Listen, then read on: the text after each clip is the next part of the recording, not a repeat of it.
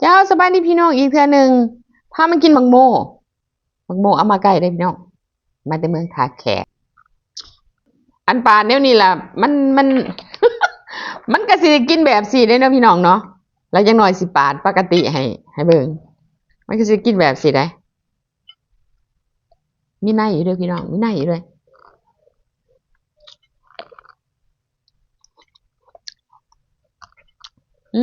หวานสิเลยพี่น้องหวานเลย เขาจะว่ามันแซ่บก็เลยอดซาซื้อมา2-3หน่วยนี่แหละอดซาซื้อมา2-3หน่วย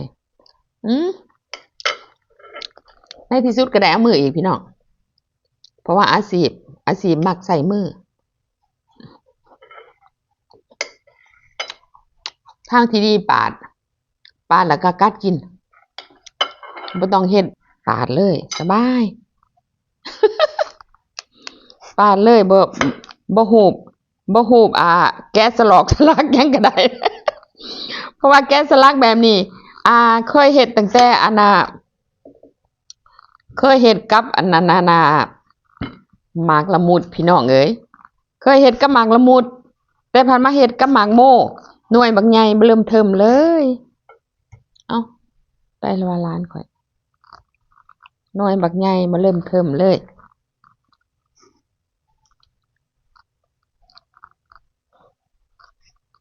อยากวุ่นวายเองเนาะพี่น้องเนาะอยากวุ่นวายเองจะปาดออกเบิดถูกบิ่งนี่แหละที่จะกินป้าไว้แต่โตทีบ่ทันกิน ป้าไว้แต่โตทีบ่ทันกินเด้อพี่น้องเด้อมันแดงคักได้พี่น้องบ่ได้แตงโมลูกโตๆอีสั่งอีกต่อไปบ่ได้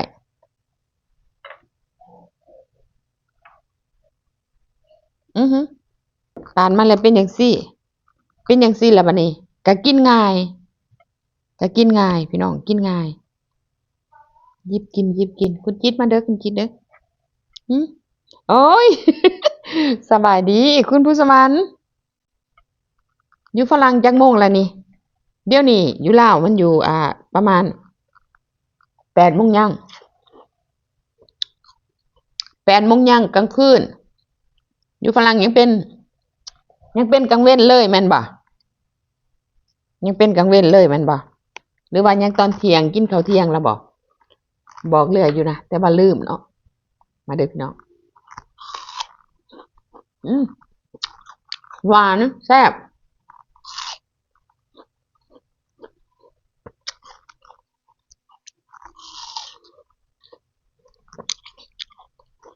หวานเบิ่งสีสัน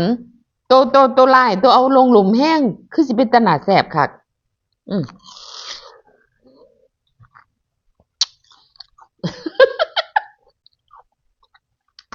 กินแบบบ้านๆเด้อนี่เด้อพี่น้องอันคร่าวๆมันนี่นะโอ้อยู่เมืองฝรั่งโมงหนึ่งกับ40 นาทีโอ้ตอนบ่ายกลางเว้น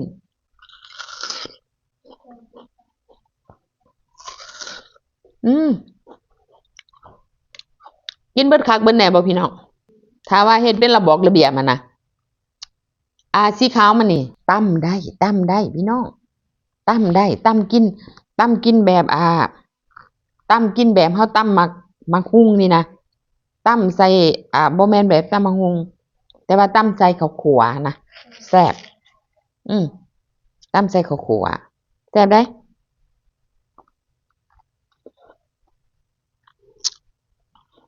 ปลาหวานอีหลีพี่น้องหวานคักหวานแต่เขาจะว่าเขาจะบ่ได้ใส่อันนั้นได้เขาบ่ได้ใส่ยาได้พี่น้องเขาจะว่าเขาบ่ได้ใส่ยาแต่เฮาก็บ่ฮู้นำเขาเนาะเทื่อว่าผู้ขายบ่ใส่แต่ว่าครอบครัวเขาใส่ก็มีแต่แนวใดก็ยาเนาะพี่น้อง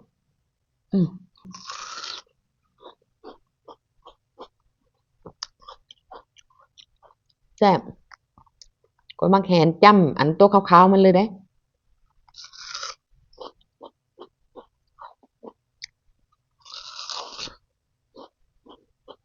มี คนบอกว่าห้ามกินมังโม่กลางคืนว่าซั่นแต่บ่มีแต่บ่แม่นอันคุณผู้สวรรค์เด้อมีคนบอกว่ากินมังโม่อย่าสุกินกลางคืนเด้อว่าซั่นย่านเที่ยวห้องน้ำ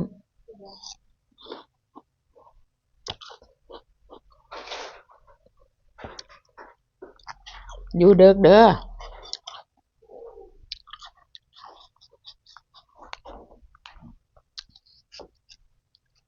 หลานสาวสิไปกินข้าว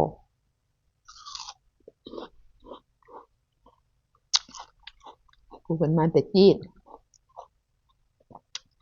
ไปเรียนจีนกลับมาสิเมื่อจีนต่อ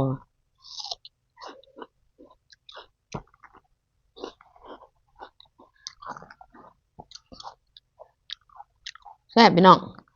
แซ่บ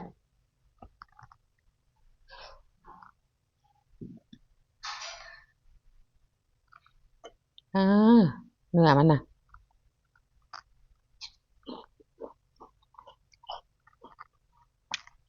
ทำยิดกับบริคืนว่าสิซื้อมากินอยู่บ้านดอกพี่น้องว่าสิซื้อมากินน้ำรดแต่บ่มีผู้กินก็เลยบ่ปาดก็เลยได้มาหอนเหือนซื้อมา3 หมากให้หมูหมากนึงเหลือ2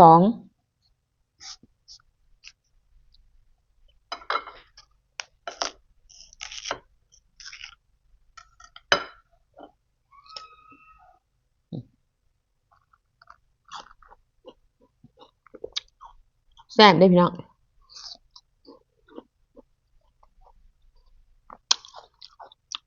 แต่ก็จะกินแต่เบื้องนี้คันสิกินเบิดทั้งเบื้องนี้ย่านเที่ยวเข้าห้องน้ำคือก็จะว่า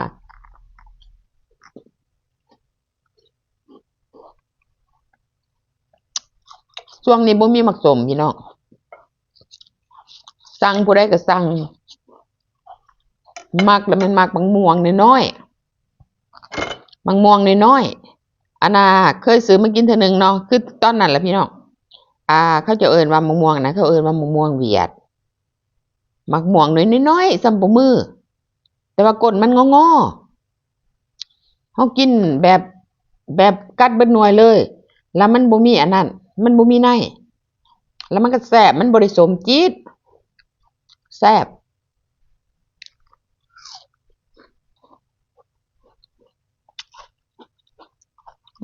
แซ่บกัน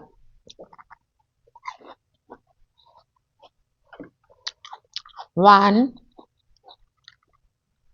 เปลือกมันแบบนี้นี่นะพี่น้องที่ข้าพเจ้าว่าอันน่ะเอาฝักแล้วตั้มบ่แม่นตั้มดอกย่ำแบบซุปหั่นนะแบบบ่อยากฝักก็ขูดเอาก็ได้เอาง่องบ้านเฮาเอิ้นง่องแล้วมาขูดให้มันเป็นเส้นยาวๆแล้วมา เอามาซาวใส่ข้าวคั่วพี่น้อง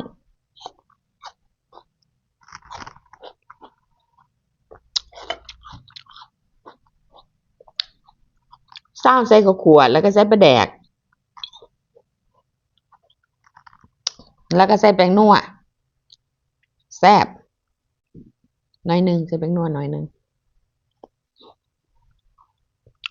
ขอบใจดวงตาขอบใจหลวดไล่ขอบใจเลิฟขอบใจทุกไล่ทุกเลิฟหลายๆเจ้าขอบใจหลายๆที่เขามาเบิ่งพี่น้องขอบใจหลายๆเด้อมื้อนี้กินมังโม่ให้เบิ่ง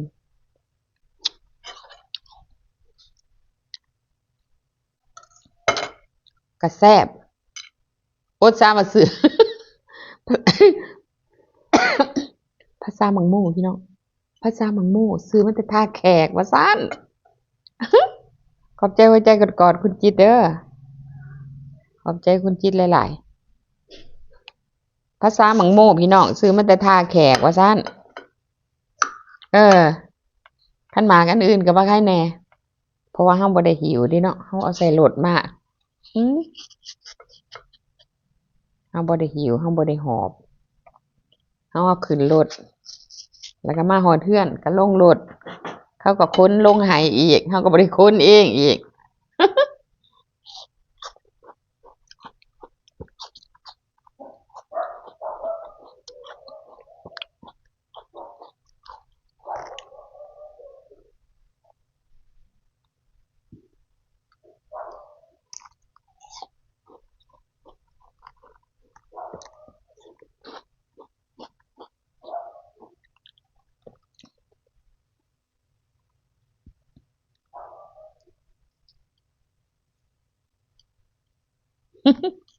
แซ่บพี่น้องมาเด้อ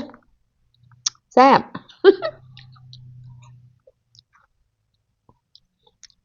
อันใดก็บ่คือมือเด้พี่น้องเป็นนำแบบลึ่งที่บ่มื้อนี้ในสุด พี่น้องในสุดราชการอยู่ แต่ว่ามื้อนี้มันวันค้านเนาะเขาเจ้าจะให้นุ่งเป็นวันเด้วันค้าน อันนี้ก้านตัวนี้จะเป็นก้านแม่ยิ่งเด้อพี่น้องป้ายเสือตัวนี้เป็นก้านแม่ยิ่งมันจะมีวันจันทร์แม่นใส่สุดคู่เนาะวันค้านใส่เสือแม่ยิ่ง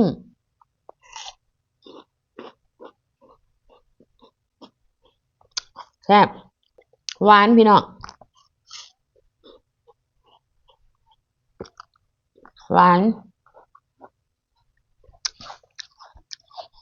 ขอบใจหลายๆเด้อที่ติดตามรับชมเจ้าฝากกดไลค์กดแชร์ให้ช่องจันทรายแชนแนลในเจ้าขอบใจบ๊ายบาย